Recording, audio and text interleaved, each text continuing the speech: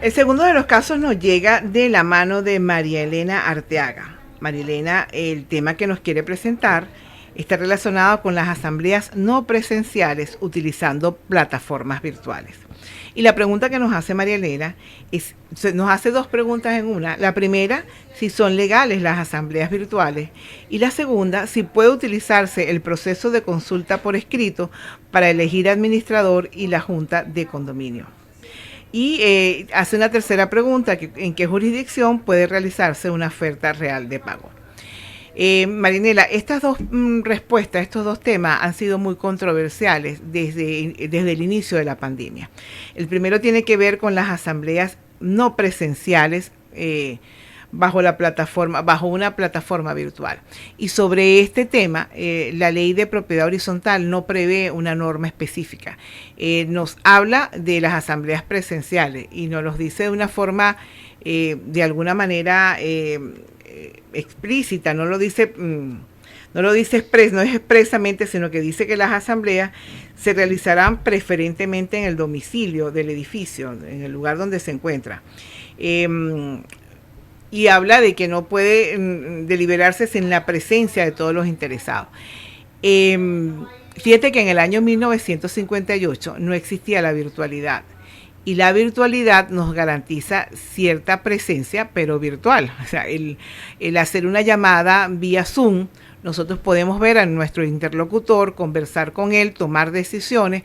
Inclusive existen herramientas que nos permiten firmar en ese mismo momento, a tiempo real, documentos sobre los cuales estamos nosotros deliberando por herramientas que existen.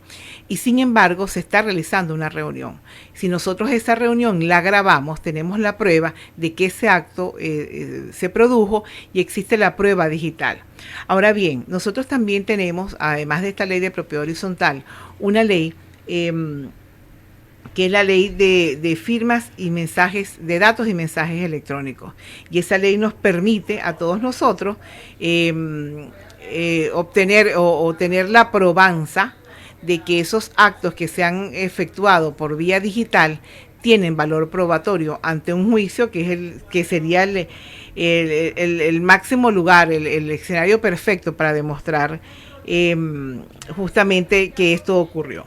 Entonces, ¿qué es lo que podemos hacer durante estos tiempos de pandemia y en ausencia de una reglamentación? El primer paso que yo les quiero sugerir a todos quienes nos escuchan es que tenemos que tener un procedimiento. Debe haber un protocolo, un reglamento interno, en virtud del cual nosotros digamos cuáles son las pautas para poder realizar una asamblea no presencial bajo la plataforma virtual.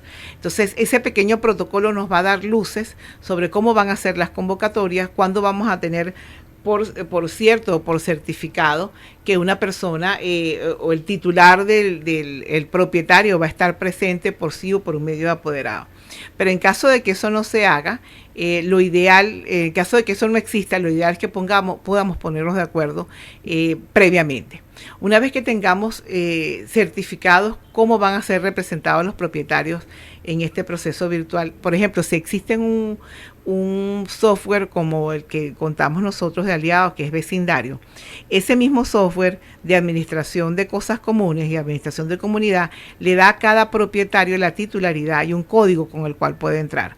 Cuando yo entro en ese código, yo estoy dando por cierto en el sistema que esa persona es el propietario. Entonces, esos sistemas donde se hacen asambleas virtuales, donde se establece el orden del día, donde las personas pueden votar y después se puede imprimir esos resultados, es un principio de prueba importante. Y una asamblea no presencial utilizando esa plataforma virtual, tecnológica, sería absolutamente válida si es posible dos cosas: que se pueda imprimir los resultados, que pueda ser impreso, o que digitalmente se pueda reproducir, y ambas cosas pueden ser posibles.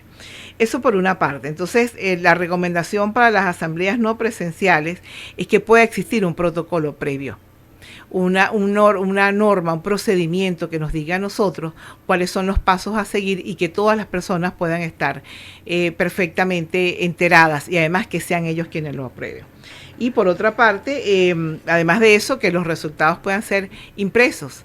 El tema es cómo reproducimos nosotros eso al libro de acuerdo. Yo me imagino que el administrador o la persona que en esa asamblea virtual se certifique, más allá de lo que se pueden imprimir los resultados, debe certificar que debe permitir que una persona autorizada pueda transcribir en el libro de acuerdo los resultados, porque eso sí no lo hemos todavía tecnificado, tenemos que llegar hasta ese tema. La segunda pregunta, si puede utilizarse el proceso de consulta por escrito para elegir administrador y junta de condominio, definitivamente sí. ¿Existe alguna discusión entre los propietarios, sobre todo los abogados, que hay un grupo de abogados que dicen que no pueden hacerse porque por mandato de la ley, sobre todo el artículo 18, se establece que es la asamblea de copropietarios quien debe elegir el administrador y la junta de condominio?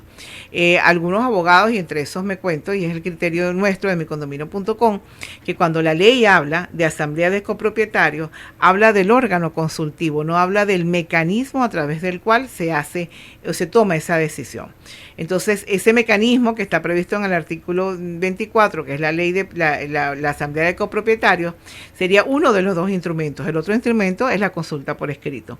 Entonces, sí, y esta teoría nosotros la reforzamos porque cuando nosotros tenemos una asamblea que por quórum no es posible tomar la decisión, el penúltimo aparte del artículo 24 nos dice que si a la asamblea como órgano no como órgano consultivo, sino como mecanismo, no concurre un número de propietarios suficiente como para tomar el acuerdo correspondiente, se procede a hacer una nueva consulta por los medios indicados en el artículo 23, que es la carta consulta.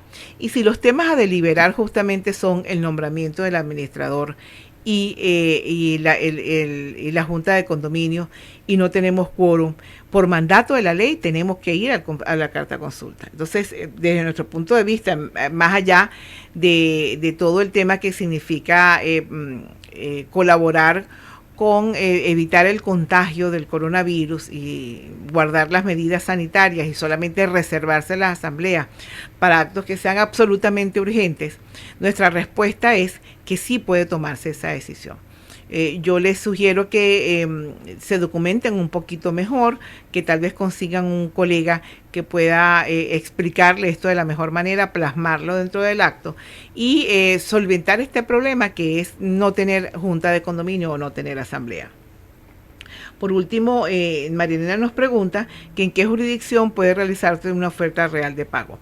En la jurisdicción donde que sea tu domicilio, donde tú estés domiciliado, y donde ojalá coincida con el domicilio del inmueble, es el lugar donde se hace la oferta de pago. En el domicilio del acreedor, de la persona que se le debe, en este caso en el domicilio de la junta, de donde esté el edificio, donde esté el administrador, porque hay que hacerle la notificación de la oferta de la oferta de pago, y además de que se va a consignar el dinero.